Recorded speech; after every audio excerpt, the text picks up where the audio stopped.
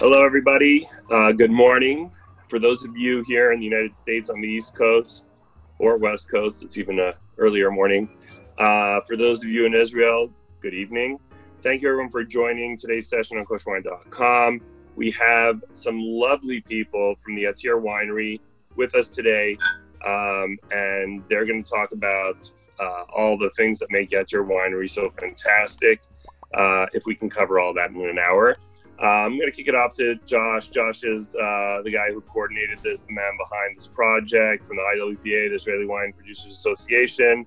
So Josh will formally introduce everyone, and hopefully you got your wine ready to go. It's a morning toast. I'm still sipping on a little coffee. Good morning, everybody. I'm not going to lie. So one of my favorite places to visit every time I'm in Israel is, there's nothing better to me than being in the middle of the desert with a great group of people. And we have, I think, 5 or 6 members of the Yatir family joining us today. And I use the word family because that's what they are to each other. And to everybody, when you drink a bottle of their wine, that's what you become, a member of their family. I have in front of me a couple of the different wines today we're going to be talking about. And we have Aram, the winemaker. We have Yaakov Ben-Dor, the gentleman that runs the winery and keeps everything going. I have Eti with us also, who you guys may have seen here in the U.S. working the market a little bit. And I have Ronnie Jesselson, who's the member of the team that's actually based here in the U.S. In Riverdale. So we have a wide variety of the team. And the goal today was just to let everybody know was for everyone to come out and see a beautiful sunset in the middle of the desert. But I'll let you guys talk about what the temperature is today. We heard a little bit about it yesterday on one of the calls that we were on. So I'm going to kick it off to Yaakov for a second, just to let him tell us what's going on out in the vineyard right now. Then maybe we'll throw it over to Aran. Good morning, Yaakov. How are you? Have a good day, everybody. Here it's afternoon. For you, it's I think it's a little bit in the morning. So I'm happy to be with you. So for us, it's very important time in the year because it's not only the bloom time. Flowering is now, and the heat is very difficult to the vineyard. It's really supposed to, or maybe it's cut a part of the yield this year. And we pray. And we hope that we have a good season. And we hope that the vineyard survive this season. And because that is Sfirat HaOmer, and in the holiday of Shavuot, after that, we bring the Bikurim. And another sign in the vineyard that it's not only the crop of this year, it's effect also about the crop of the next year. So all the time we learn that you have to be modest and keep yourself until the end, until you drink the wine. So we've just finished last week bottling the Amasa White 2019, which you will get in a year's time. But now we are enjoying very much the White Mount Amasa 2018. It's really getting into the perfect weather to drink a crisp white wine. And I think White Mount Amasa really delivers the bill. I'm going to pour myself some. You're all invited to do the same if you have one. This is our main white wine. It is made using 3 grape varieties, Viognier, Chenin Blanc, and Roussanne. And as always, we like to blend, play with different varieties, and I feel that this way we are getting a much more complete wine, a much more well-balanced wine. So for this wine, I'm looking to combine the juiciness, the fruit forwardness of Viognier, together with the nice acidity and more linear flavors that come from Chenin Blanc, together with a bit of structure that comes from Roussanne. The wine was fermented and then aged in 3 different parts. Part in stainless steel, part in concrete amphoras, and part in large 500-liter used oak barrels. Ron, I have a quick question for you. I find that you are not just a winemaker, but you're also an artist, and that you've become to find that making blends is so much more powerful for you as a winemaker and for the region that you're growing from. Can you talk a little bit about maybe why the blend is so important to you overall? Every creator wants to have as little limitations as possible. And when you have, if you are limited to only using one variety, it's a big limitation. Grape varieties behave very differently at the same temperature and soil regions. So in our terroir, you get a completely different result from a Viognier than you get from a Chenin Blanc. And it gives you so much more possibilities with the final character of the wine if you just blend a few varieties. I think it is especially important in warmer climate regions because your window of opportunity is much wider. You can harvest early, you can harvest mid-season, or you can harvest at the end of the season. And that gives you even greater possibilities to play with the different characters of the different ingredients in the wine and create something really much more complex and much more balanced. You guys, we can all go to Italy, we can go to France, and we see a lot of vineyards and a lot of wineries that are very similar. They all look alike. They're all doing the same type of stuff. What are the challenges of where you guys grow, and what are the advantages to where you guys are? You're very right. Yatir is an extreme place. We are literally on the edge of the Judean hills, at the edge of the desert, and everything is really borderline. And I find that in many different aspects, when you are on a borderline, it pushes you to be more creative and achieve a better result. It's extreme, but also with the crucial factors like coolness at night that gives you also delicious flavors. Where did you study your wines, and how did that help you maybe in where you are today? Yes, I studied in Australia. I was never trying to make Australian-style wines, but definitely the climates in certain areas of Australia are quite similar to what we get in the hotter parts of Israel. So in your classroom, if you told all your friends who were going back and you were going to be making wines in the desert, what would they have said? Oh, mate, just make some beer instead. Don't worry about it. So is it true? What's a winemaker's favorite drink? Absolutely, beer. It has a medicinal purposes for us. We need to cleanse our palate once in a while, once every few minutes. What was your first vintage at Yatir?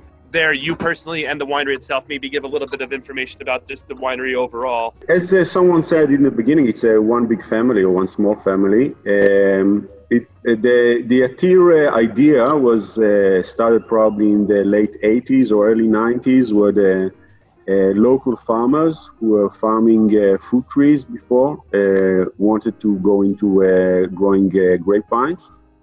They planted the first commercial wine grape vineyard in 1996.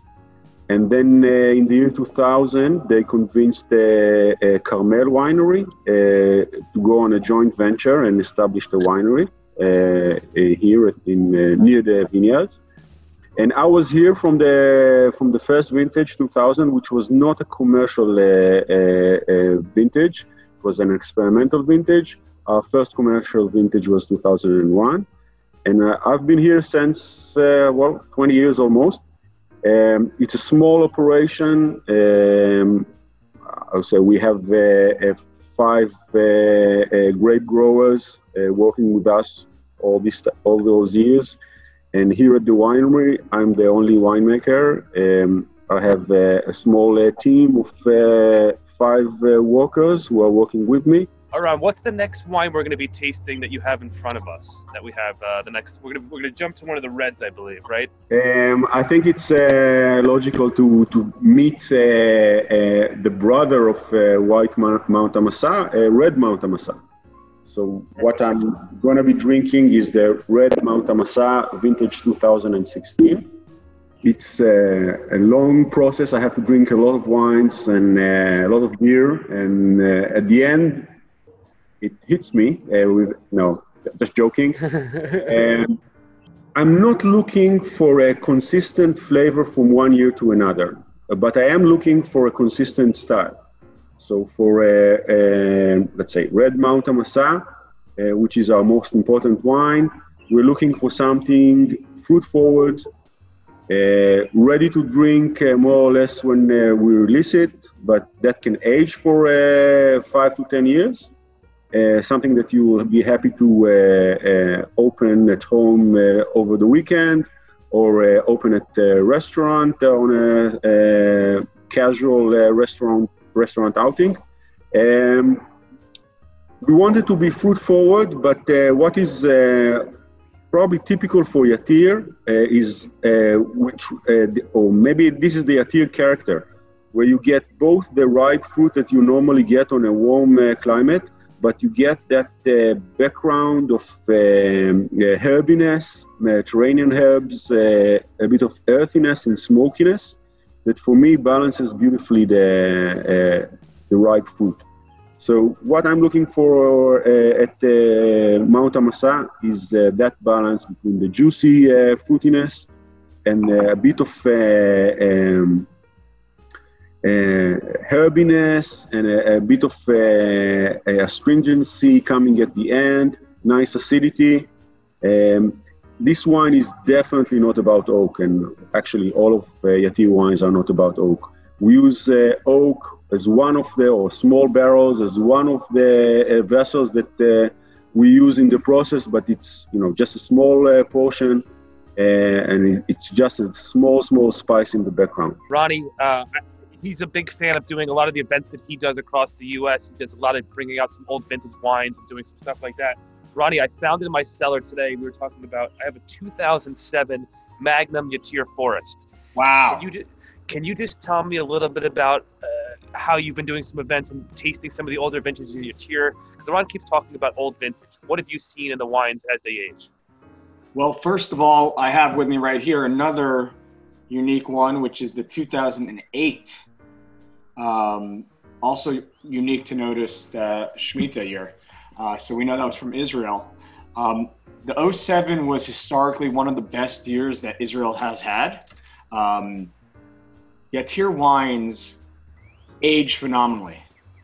A lot of times people say Israeli wines don't have the ability to age, and it's false. While they're not Bordeaux wines that age for 20, 30, 40 years, I would confidently say that we have been drinking the Yatir wines that are over 15 years old and have been enjoying them. And I would say that Yatir Forest specifically, and Eran can agree with me, as well as Yaakov, Yatir Forest is not only one of Israel's best wines, it is one of Israel's best aging wines. And I will say one other point about the focus that we have to give these wines the ability to age. One of the unique things that Eran and his team do is they cellar age the bottles before release. So even if Josh needs to sell a bottle and Ronnie needs to sell a bottle in the US and we're out of stock, Eran's not gonna give the bottle until he feels that it's ready to be released. So when you're drinking a bottle of Yatir Forest, it's always going to be 4 years old. That's what it starts at. Now, going back to Josh's question about specifically the 2000 Magnum, we know Magnums really help with aging. So not only bigger is better on your Shabbat table and it looks nicer because it's a large format bottle, but it also allows the preservation and the aging beauty to occur in a much more safe environment in that bigger bottle. So the 2007 is a great bottle, and I'd say the drinking window is perfect for now, but it can also hold for another 5 years. We're showing easily. Thank you, Ronnie. And Arana, if you just want to talk about how your wines age there and what you're drinking at home these days, and how long do you personally wait in your collection when you're opening a bottle of wine? Yeah, the thing about aging wine is it's very much a cultural thing and an acquired taste. And you need to know what you like. If you like fruit, there's no need to cellar wines. And the same wine can be excellent both young and aged. I prefer my wines not super old. Usually about 7-8 years is the best time for me, aging Yatir wines, red Yatir wines. So next is it's a bit of a joker because it's a wine that you still don't have, I think, in the US. It's a new wine that we've just only came out with. It's called Yatir Creek White. So a lot of changes happening at Yatir in the last 5 years. We kind of tidied up our portfolio. There are almost no varietal wines left, and we are focused on 3 different lines. We have Mount Amasa line, and we have both white and red. We have Yatir Creek, and now we have both white and red. And then we have Yatir Forest, which is the flagship, which is still only red wine. It might change in the future. So this year we have a new wine, as I said, the new Yatir Creek White. It's a blend of Viognier and Chenin Blanc. Exact percentages are 69% Viognier and 31% Chenin Blanc. It's the same, main varieties as at the white Mount Amasa. Also, the winemaking process is pretty similar. It's all down to the selection of the different wines. Hi, guys. Well, I had to share with you because right now I'm at the Yatir Winery. Whomever, I don't know who visited here, but we are very excited to share with you our new visitor center. So I will show you. We are just building a new tasting room, and of course now it's still in building stages. Renovating the old one and building a new one. That's really, really exciting. And I invite everyone to come whenever it's ready. I believe in like 2 months, a month and a half. We will have, for the first time, a visitor center for Yatir Winery. Can you talk a little bit about the history of the region and why winemaking is so cool from that region? This area belonged to Judea, to the part in Judea that belonged to Caleb, one of the 12 spies or explorers, and he get it after the mission. And Judea blessed by Father Jacob that חכלילי עיניים מיין ולבן שיניים מחלב, as we know in Bereshit, in chapter 49. And so after that, we found that this area especially established on the making wine in the past. So it was the main part in the past, and we export a lot of wine until the 7th century when the Muslims conquered Israel by the ports of Gaza and Ashkelon. And those wine was very famous in Europe. And also they boycott, we have that in Bourgogne, they boycott our wine because they want to support the local wine in those times.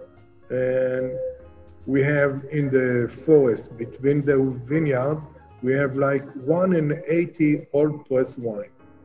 Also in the citadel that the winery located close to the citadel. The commander of this citadel, Eliashiv, son of Hoshea, sent wine to the soldiers in the Bible time, and it's written on ostracon. It's old clay, so the ink, because this area is so arid, so the clay and the ink stay.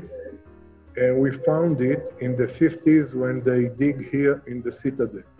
And it's the date of the archaeologists say that it's 2,800 years ago.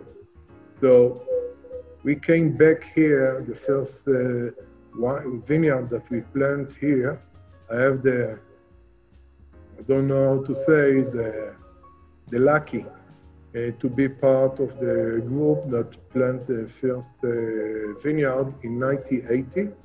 We begin with table grapes, and then we make a U-turn and making wine.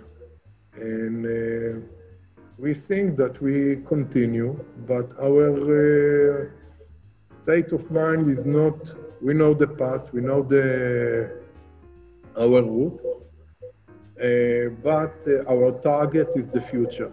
So I know Eran brought all the wines, but when we advertised this session, we really wanted to focus on a few different wines, and I think one of them is the Yatir Creek, and I believe someone even asked if we can get some notes on that. I think anyway that's the natural one that you were going to taste next, because you just had the White Creek, so I'm assuming the Red Creek was next.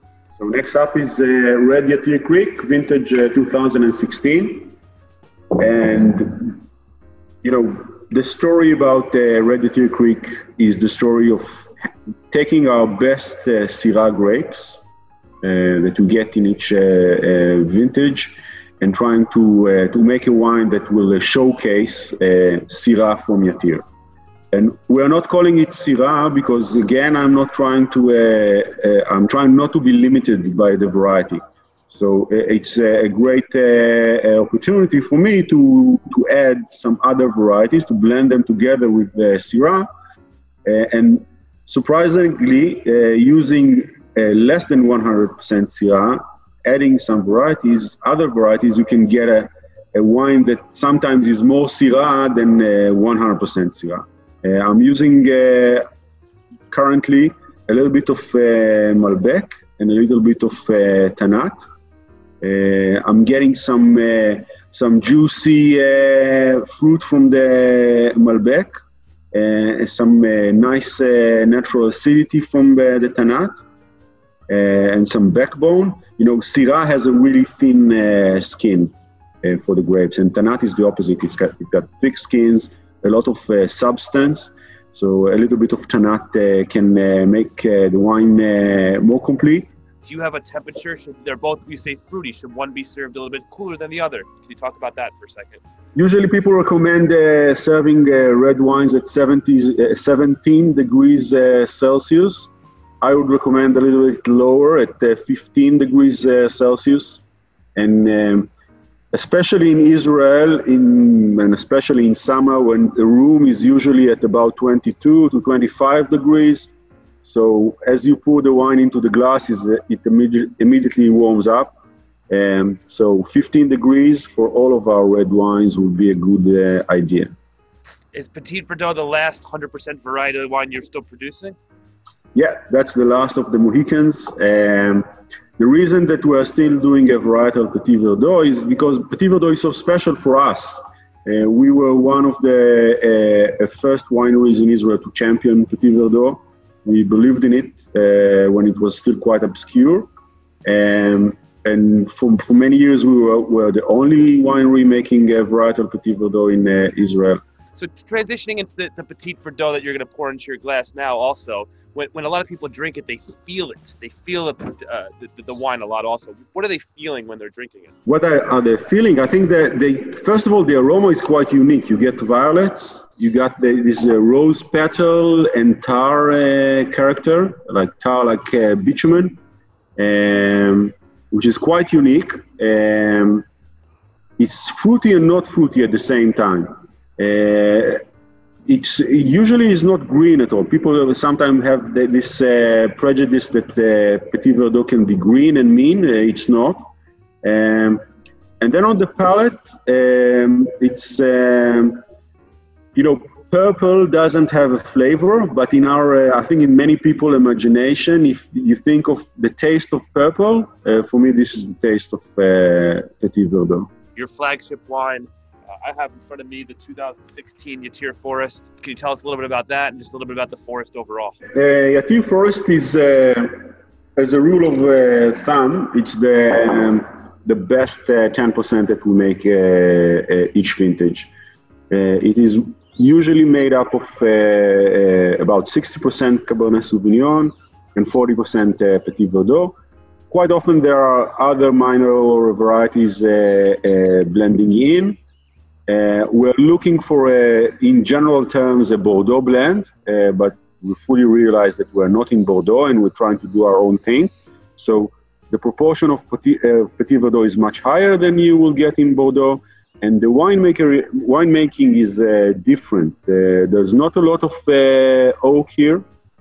It is 100% barrique or small barrel aged, but only about 25 to 30% of the barrels are new. And even those new ones, I like to specify for really light toasting on the oak. So even in our Yatir Forest, you're not going to get a big monster wine, but something much more restrained. So in 2016, the exact percentages are 60% Cabernet Sauvignon, 30% Petit Verdot, and 10% Cab Franc. We do the selection into Yatir Forest quite late. This is something that people find quite surprising. All of our vineyards, we have about 60 hectares of vineyards. All of them are treated as if they're going to become Yatir Forest. So we do our best effort in the vineyard and then also in the winery. Everything is treated as if it will be Yatir Forest, hoping it could be Yatir Forest. And then only after about a year, I make the selection of the best, actual best 10% of the wines. I think it can age easily for 15, 20 years. We are drinking or tasting occasionally wines from vintage 2001, vintage 2002, 3, 4, 5, and they are still drinking beautifully. And I like to think that we also got a little bit better at making the wine sense. So I'm quite confident that this wine can age quite long. You just give us a quick synopsis of what's going on with this vintage now and what we're going to see from Yatir in the future overall. I'm hoping that we are stable at the final stages of stabilizing our portfolio. Mount Amasa, our basic wine, then Yatir Creek, our avant-garde wine, and then Yatir Forest, our flagship wine. And everything is going to come through these 3 channels. We are developing a small sidekick,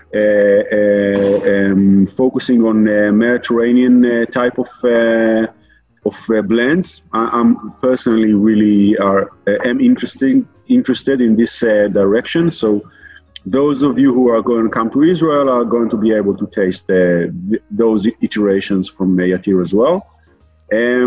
Regarding the 2020 vintage, up to 5 days ago, I was extremely happy because we had an excellent winter, both with low temperatures and above average rainfall, and everything just started perfect. But as life goes usually, this heat wave that we are now experiencing for the past 5 days is quite scary because it is potentially very dangerous for the fruitfulness of the young bunches. Potentially, we can have extremely low yield this year. Is there a 2019 rosé? Yes, there is. On the way to the US or already there? Coming soon. Coming soon to American market. Do you see any particular changes or movements within the Israeli wine industry going forward? I think we're we've definitely passed the stage that we were at in the, I would say, early 2000s, when we were trying to prove that we can make a quality wine. And now I think I can see it everywhere in Israel. For the past 5 years, people are trying to show the world that we can make a distinct Israeli wine, and trying to show what is the Israeli character and how are we different from other wine growing regions.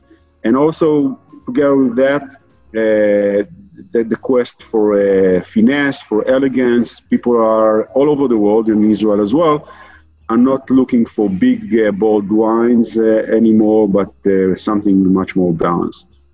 So how do you decide when you're looking at the various vines, I guess, how do you decide which of these grapes or which vines will go into your Yatir forest and which ones won't?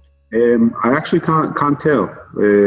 Sometimes you get an indication that it is really looking good and balanced, and I'm tasting, obviously, the grapes in the vineyard before we harvest.